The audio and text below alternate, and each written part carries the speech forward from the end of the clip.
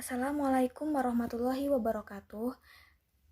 Pada pertemuan kali ini, kita akan membahas tentang persendian.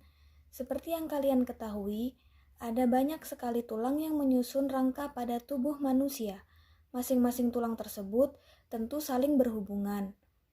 Dan hubungan yang terdapat di antara dua tulang itulah yang dinamakan sebagai sendi, atau disebut juga artikulasi. Di dalam sistem pergerakan manusia, persendian memiliki fungsi serta peran yang amat penting di dalam proses terjadinya aktivitas atau gerakan.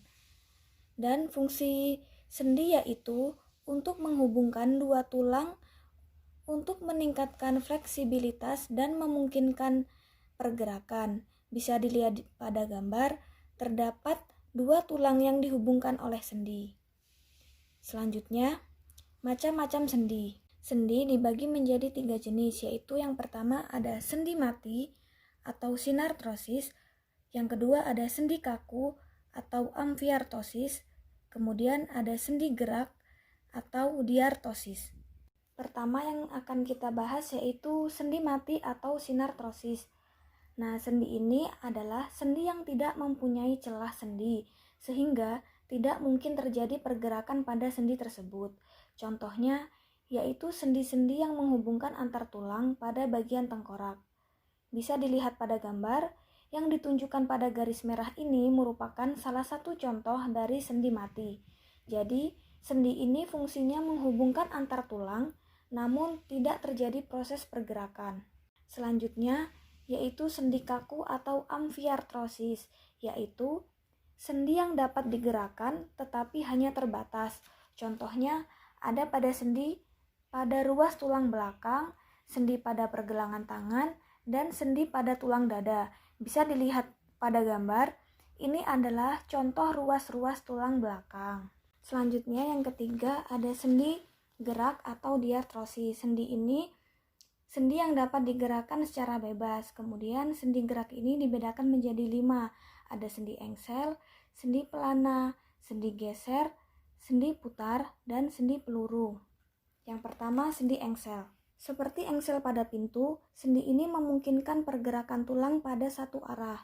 Contohnya, sendi pada lutut dan siku. Sekarang, coba kalian gerakan siku dan lutut kalian. Nah, gerakan itu adalah sendi engsel. Kemudian, yang kedua ada sendi pelana. Sendi pelana ini adalah salah satu tulang yang dapat digerakkan menuju dua arah. Contohnya, adalah sendi yang menghubungkan ruas jari dengan telapak tangan. Coba silahkan gerakan jari dan tangan kalian. Nah, itu adalah sendi pelana. Selanjutnya ada sendi geser.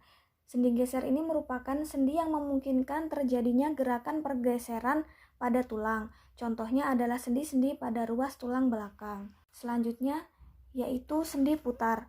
Sendi putar ini merupakan persendian yang memungkinkan adanya gerakan rotasi atau berputar. Contohnya adalah sendi yang menghubungkan tulang hasta dan tulang pengumpil. Silahkan gerakan leher kalian ke kiri dan ke kanan untuk merasakan pergerakan dari sendi putar. Selanjutnya yaitu sendi peluru.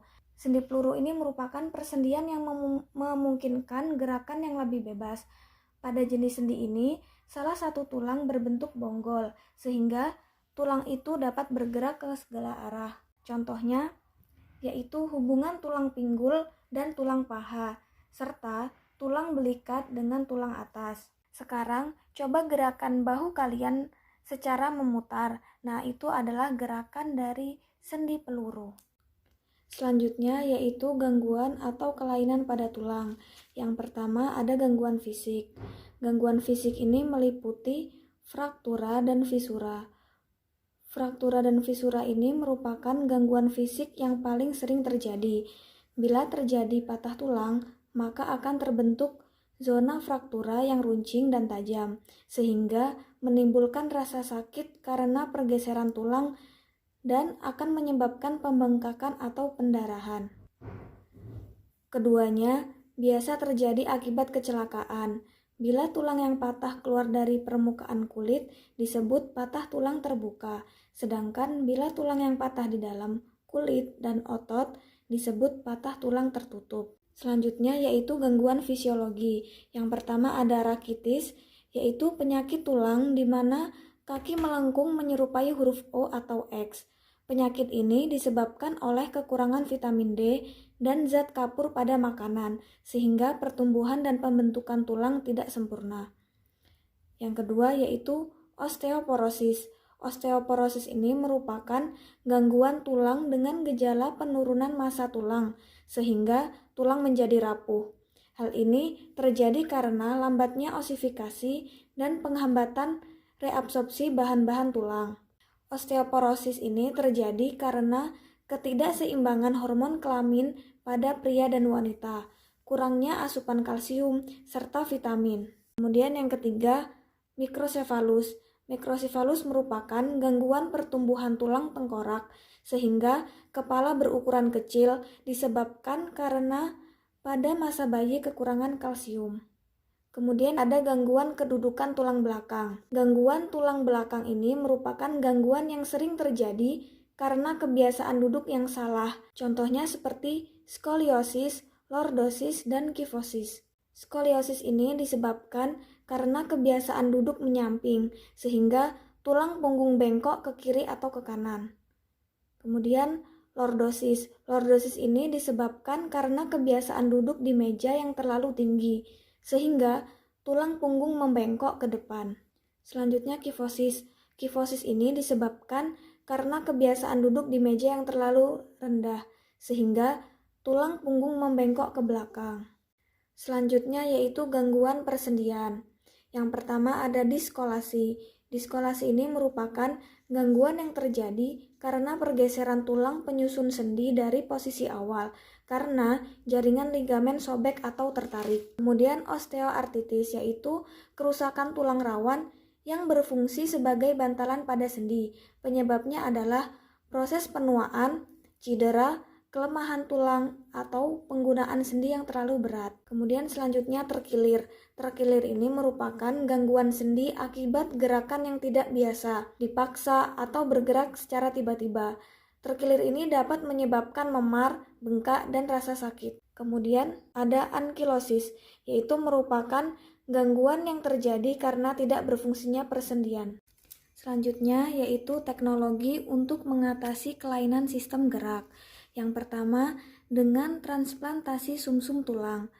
Transplantasi sumsum tulang ini merupakan tindakan medis yang dilakukan untuk memperbarui sumsum tulang yang rusak dan tidak lagi mampu memproduksi sel darah yang sehat. Sumsum tulang dapat mengalami kerusakan akibat suatu penyakit seperti kanker atau infeksi. Jika sumsum tulang rusak, maka produksi sel darah mengalami gangguan sehingga menghasilkan sel darah yang tidak sehat. Kemudian yang kedua ada pergantian sendi. Jenis operasi yang dilakukan untuk mengganti sendi yang telah mengalami kerusakan dengan sendi buatan, yaitu dengan mengganti sendi yang rusak dengan bahan logam. Bongol sendi diganti dengan logam campuran. Kemudian kedua sisi direkatkan dengan senyawa metil metrakilat berpori yang memungkinkan fisiologi tulang tetap normal. Selanjutnya yaitu penyembuhan patah tulang. Teknologi yang dipakai adalah pemasangan gips, yaitu bahan kapur yang diletakkan di sekitar tulang yang patah, seperti yang terlihat pada gambar ya. Kemudian ada teknologi pembidaian. Pembidaian ini adalah menempatkan benda keras di sekitar tulang yang patah. Selanjutnya, teknologi pembedahan internal. Seperti yang kita lihat pada gambar, pembedahan internal adalah pembedahan untuk menempatkan batang logam atau piringan pada tulang yang patah.